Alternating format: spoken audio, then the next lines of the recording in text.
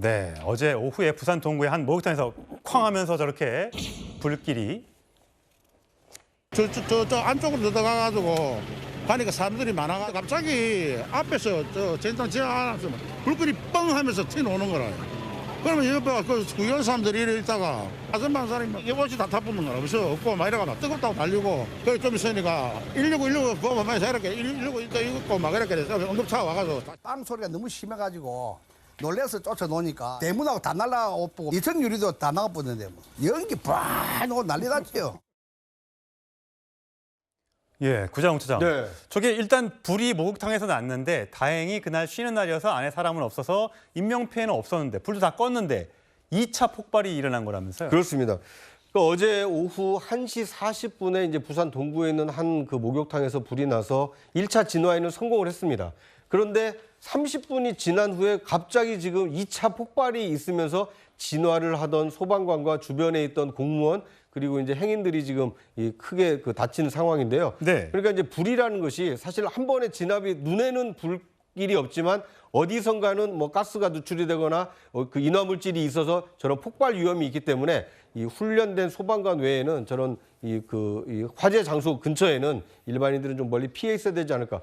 소방관들도 얼마나 위험을 무릅쓰고 일하는지를 보여주는 단적인 그 충격적인 장면이 아닌가 하는 생각이 듭니다. 23명이 다쳤는데 그중에 21명은 경상인데 소방관 2명은 조금 더 중상이라고 합니다. 굉장히 위험했는데 유증기가 지하에 있는 유증기 터졌다고 하는데 저게 불이 꺼졌다고 해서 절대 안심할 건 아니고 사실 저희도 막 뭐 싸움이 난다거나 또 불이 나면 자꾸만 주변에 이렇게 모여들잖아요. 통제선이 있는데도 불구하고 자꾸만 가까이 가서 뭘 보고 찍으려고 하는데 그거 정말 위험한 일이죠. 그렇습니다. 일반적으로 이제 사건 사고의 현장의 경우에는 이제 폴리스 라인을 설치하지 않습니까?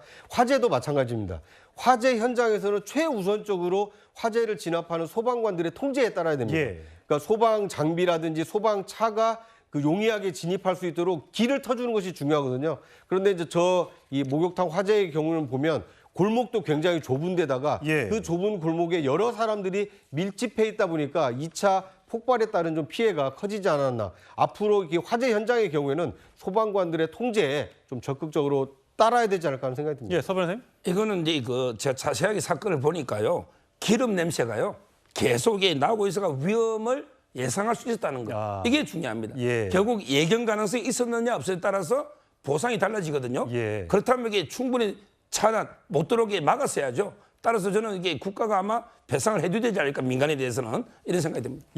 하여튼 늘 화재 현장 조심하셔야 된다는 말씀 드리면서 다음 주로 가겠습니다.